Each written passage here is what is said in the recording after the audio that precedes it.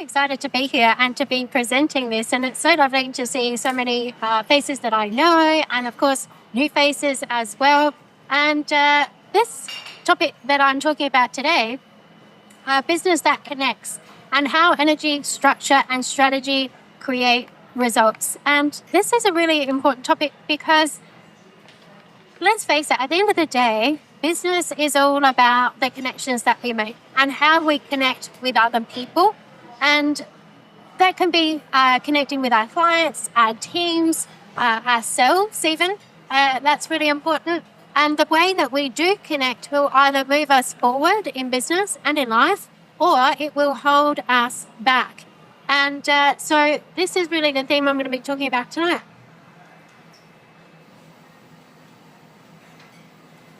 Oh, look at that little girl. Now, whoever remembers that when you were a little kid and people would say, what do you want to do when you grow up? Did anyone ever remember? Yeah, you used to say, what are you going to do when you're going to grow up? Well, for me, I wanted to work in a bank. I remember from a very young age, I wanted to work in a bank. And I didn't really fully understand what that meant at that time. But what I did know was that through the 1980s, way before I was born, clearly, I was a young girl in the 1980s, and my dad had a crash repair business, and we lived on the Yorke Peninsula. And through the 80s, it felt like there was some cycles of some good times and then some really shit times. And if anyone can remember what was happening around that time, and the Keating government was in, and interest rates skyrocketed, and they went up to 18%. And so if you can imagine what that impact would be on small businesses, and if you imagine that in today's times, it can be very, very hard. And in fact, it did cause a lot of stress and anxiety and even depression. And definitely this is something that I saw in my dad. And from my very young perspective, I thought it pretty much looked like banks had all the power. And so everything seemed to be revolving around money. And I decided that I wanted to understand that world. And not straight away, though. I didn't go straight into banking. I did work in retail first. I worked in a gift shop at the old domestic terminal at the Adelaide Airport, if anyone can remember that. And I worked there, and then I worked in a hardware store that no longer exists. And then I moved into heavy engineering. And so, first of all, I was hired as the office administration down at the Submarine Corporation. And that's when the Collins-class submarines were being built. And I worked there, and pretty soon, though, I transitioned into becoming an NDT technician. And if you don't know what that is, I'm not surprised, because not many people do. But that's non-destructive testing. So I used to test metal and welds. I was a qualified radiographer, did dye penetrant and particle and ultrasonics. And this is a picture of me in a boiler in the Port Augusta Power Station.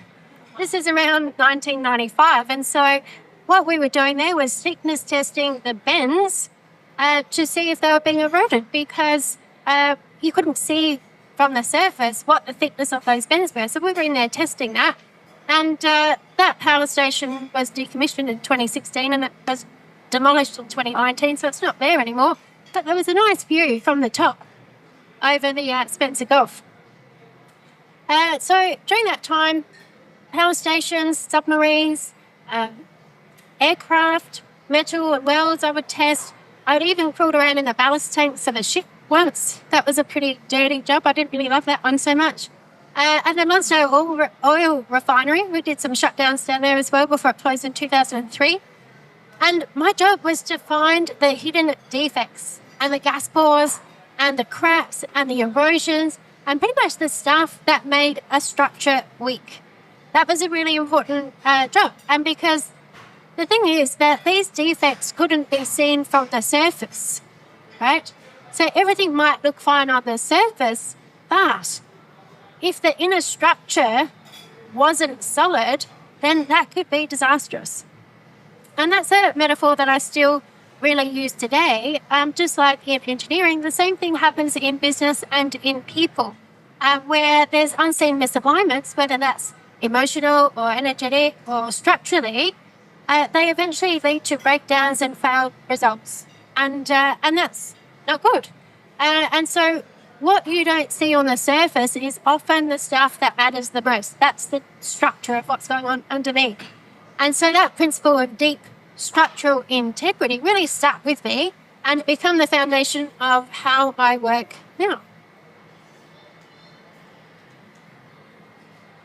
Now, I did get a little bit tired of working in heavy engineering and radiography because I used to wear a film badge. Like I'd have to get tested to see how much radiation I'd been exposed to every month. So that was kind of a sign that probably wasn't the industry for me.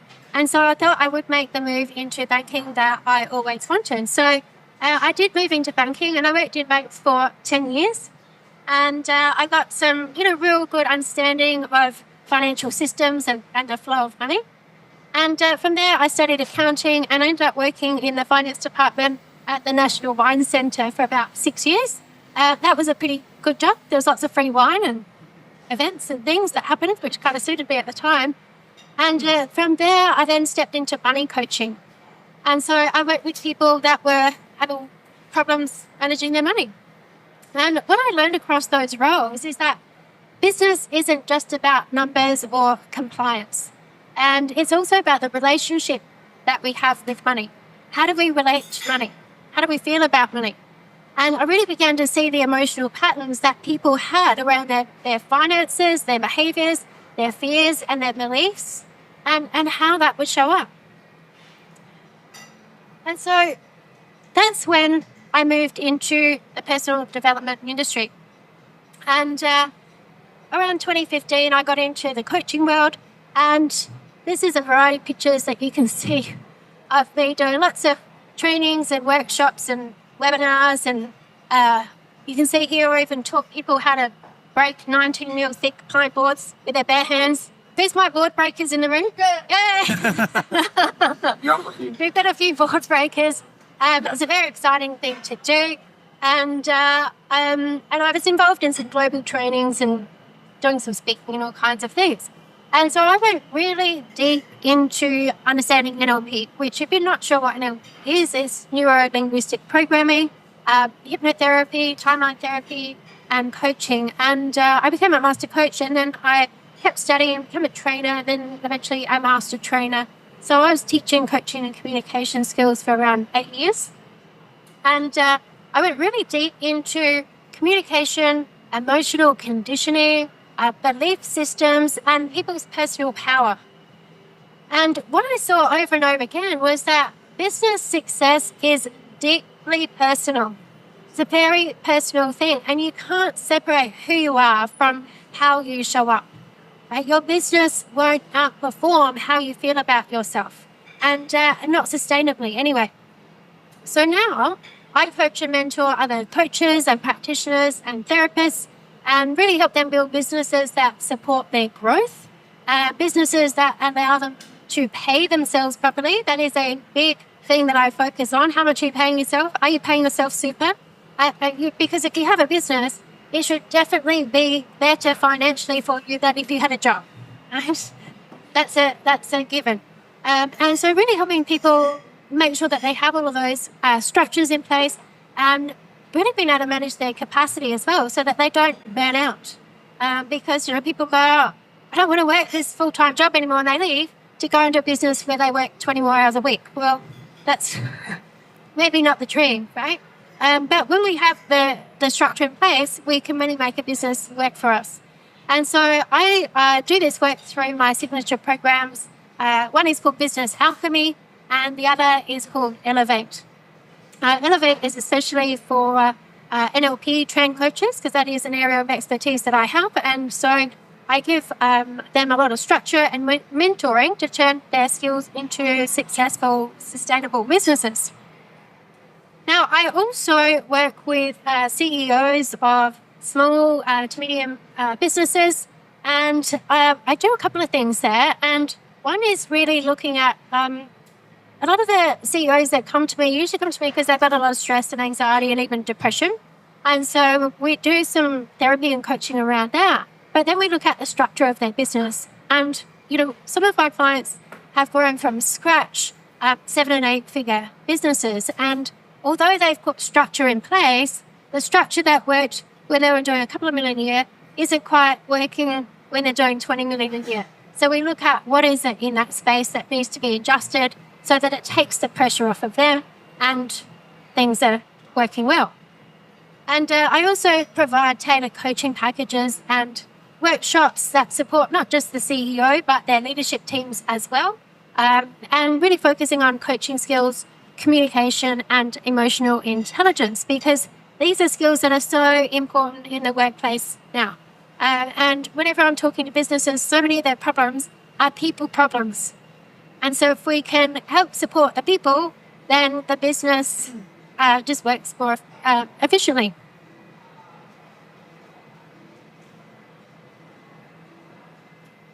Okay, so this is what I now focus on with my clients. So whether they're coaches or practitioners or small business CEOs, we really look at these three essential pillars. And this is energy, structure, and strategy. So the energy is all about who you are and how you show up. What do you believe to be true? What do you believe to be true about yourself, about money, about business, about the way you relate to people, about how much you back your product, about how aligned you feel with what it is that you do and what you offer. And so there's a real energetic component to that. And then structure is all about your business model, your systems, your delivery. How does the whole business operate? Right, we're going to look at that. And then, of course, strategy is really looking at things like your offers and your pricing, but also thinking like the CEO of your business. Because often people think more like practitioners. And definitely that's what I did when I first started. I was like, if I can be the best coach in the world, then people will line up at my door. Well, didn't quite work out that way. And I've become a very good coach, but I had to become the CEO of my business before things would really take off. And it's a different strategy of thinking, and it's a different logical level. And of course, then to be a good CEO of your business, you have to have a really clear vision as well. And so I go into all of those elements with my clients. And the good news is that when those things are aligned, when those three pillars are aligned, what we get is alignment equals magnetism. Because when you're aligned, you have a lot of certainty and you feel very authentic in what you're doing. And that energy is magnetic. People want to be around it. They want to come to you because they feel like, yes, this person knows what they're doing. They love what they're doing. They're happy. They're doing it well. That feels like a safe space for me to spend my money. And so it's a really important thing that we look at that. And so when I really look back at everything that I've done, whether it was inspecting submarines for defects, navigating financial systems, or helping people unlock their personal breakthrough, it all led me to what I do now in really understanding very deeply this structure, strategy, and energy, and for businesses and the people in it. And that's really what makes the work I do so powerful.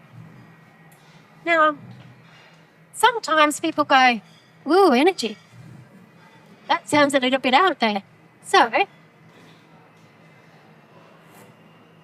can you feel it? Is you feel it like Justin? I'm going to do a little exercise. Who's up for doing a little bit of an energy raising exercise? Woo! All right, energy is raising already. So this is going to be a little pairs exercise to start with. So we're all going to play nicely with each other. And what I want you to do is just find who's the person you're going to be working with, who's next to you. So make sure you've got a partner. And if you're the other one out, make it not 3 or something like that. I can enough. I'm filming. Big deal. Awesome. Okay, are we ready for the first instructions? Yes. Yeah. Okay. So the first part of these instructions are bit of quiet down the back, please. Thank you very much. The first part of this exercise is I want you to think of someone. Who drains you a bit. Who, when you think of them, you think, oh, they always criticise me or they blame me. Well, there's just something draining about them.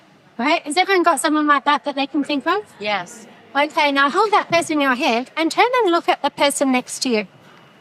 Right? Just turn and look at the person next to you. And just notice what you notice. Okay, right. Just enough of that. Shake that. Check it out. Check. Shake that. No, it's not that much. Now, part two of this exercise. Now, what I want you to do is to think of someone who really uplifts you, someone who energizes you, someone who you just think is just one of your favorite people. Has everyone got someone like that? Good. Now, come to that person in your mind and look at the person next to you and just notice what you notice. Just notice what's changed.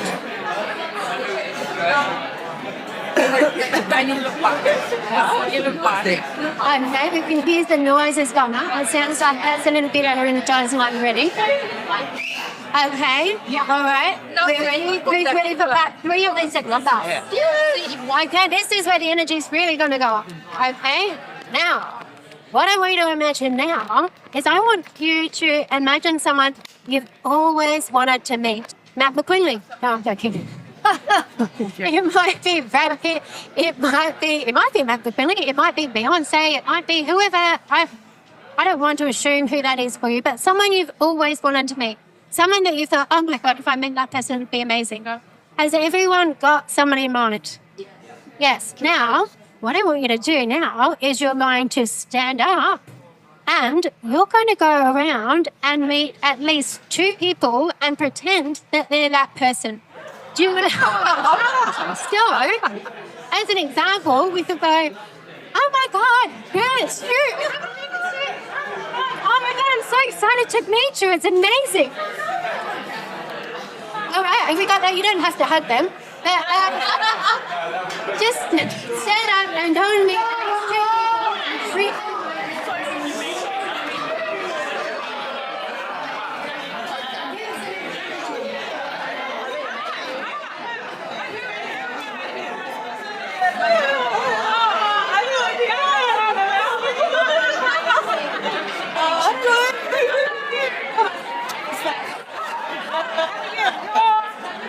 No, I'm the person you're thinking of. Oh, hello, Peter. I've always wanted to meet you. Well, who's the person you're thinking of? Film star. The film star. The person.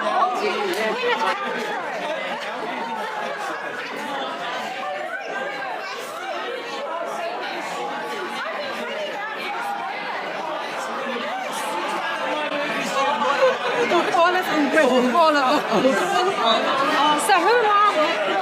All right, once you meet the 2 people, I know how much you've always wanted to meet this person, but come on back and sit down. Come on back. Who's going?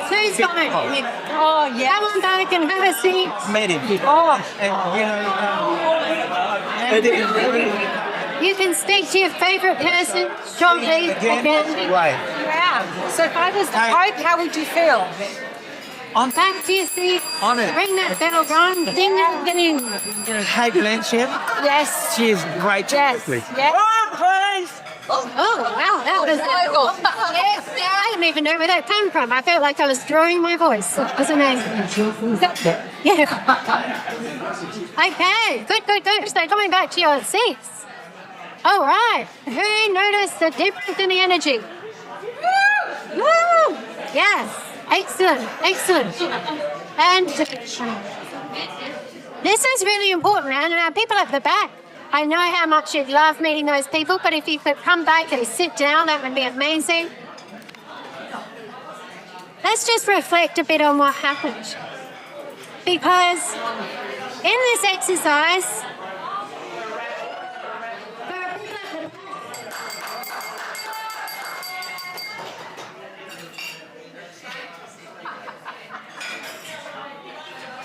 a bit louder for the people up the back. Just remember, Tony, you started that. I did start it. I did, and I'll rein it back in. Don't you worry. So let's just reflect on what actually happened then, right? You didn't change your clothes. You didn't change your pitch. You just changed your energy and what you held in your mind. right? And this is so powerful. And the way that people respond shifts instantly. And so this is really important. We've really got to think about, hello, Joe. Really got to think about this in our energy, in the energy that when we're meeting people, in the energy we're putting into our business, when we're showing up online.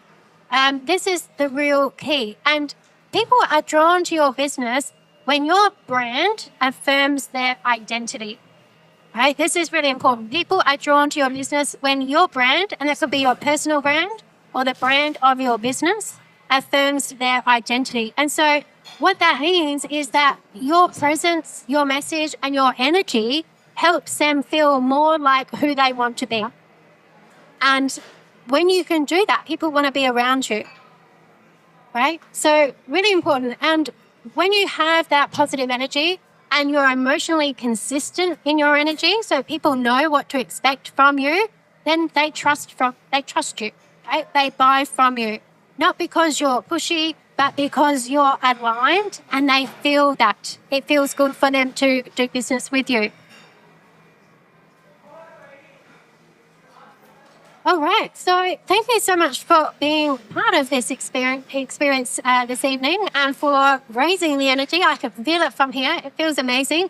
If you'd like to stay connected or explore more about how I support business owners and coaches and leaders, and feel free to scan the QR code. It will take you straight to my website. And on my website, you will also find the Coaching Circle podcast that I have. It's on there. It's up to about episode 95 now. So there's plenty of content on there I could be repurposing. And you can also download the Magnetic Business Matrix Masterclass, which is a free training that I have on there if you want to go deeper in understanding these 3 pillars in business and making your business magnetic. Thank you.